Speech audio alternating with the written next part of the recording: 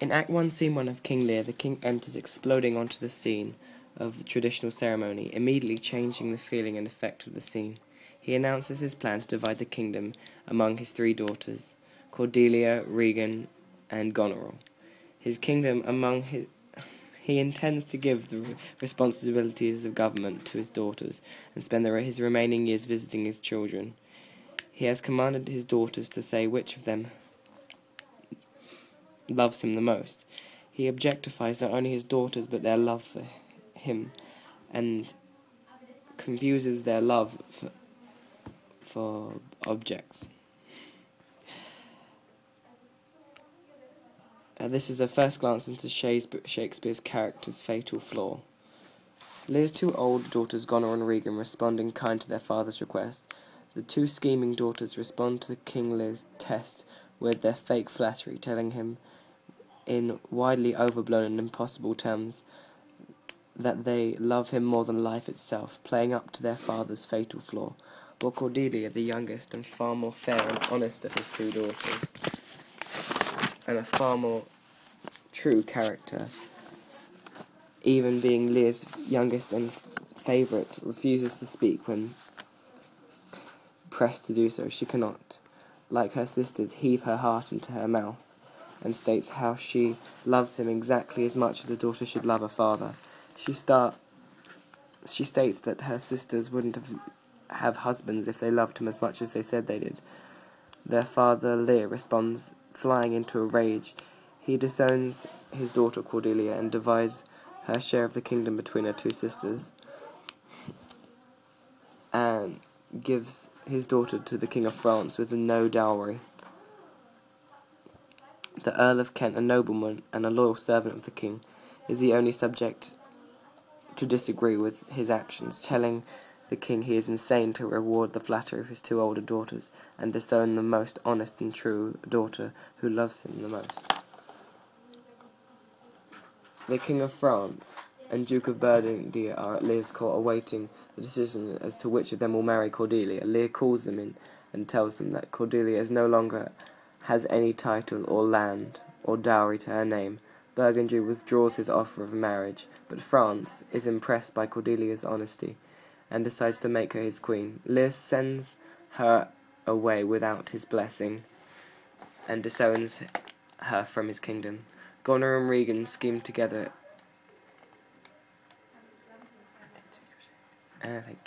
in secrecy, although they recognise that they have now complete power over the kingdom.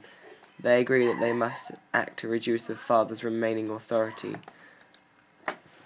as he has commanded a procession of... In this scene, Shakespeare shows us an insight into Lear's character, and leaves us to question Shakespeare's purpose in Lear's asking his daughters to proclaim their love for their father. When the decision to divide the kingdom has previously been made by Lear, Shakespeare leaves us questioning the purpose of doing this. Is his character's pride causing him to do this? Does he want to see his 3 daughters subservient?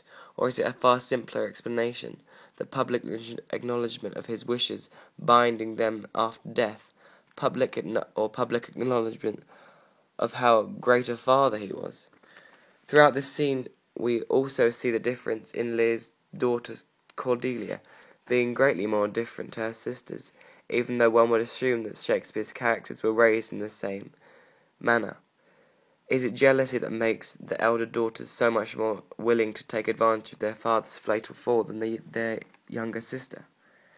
The literary devices used in this scene by Shakespeare to create different atmospheres within the scene reveals several flaws in each. This scene reveals several flaws in each of Shakespeare's characters. The fatal flaw in Lear's character is his objectification and his own self-worth, and his want of quantifiable love from his 2 daughters, whilst they play their own game with their father's fatal flaw, taking advantage of this. How they do quantify their love, how their boundless love for him knows no bounds, how they even quantify each other, saying, as Regan says, prize me at her worth. They, like their father, see money and love crossing over some invisible boundary.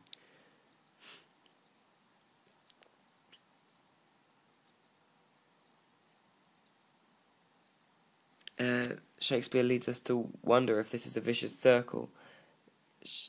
Lear's raising his daughters like this, and now he's paying the penalty for it. Yes, but then Shakespeare shows us Cordelia, showing her as an honest and true character, especially in his use of the aside, where she states her honesty, her love's more ponderous than than my tongue, and how nothing will change her love. Nothing is repeated over and over again. How nothing can quantify her love for him, and how she loves him no more or less than a daughter should love a father. And unlike her sisters, she cannot put her heart into her mouth.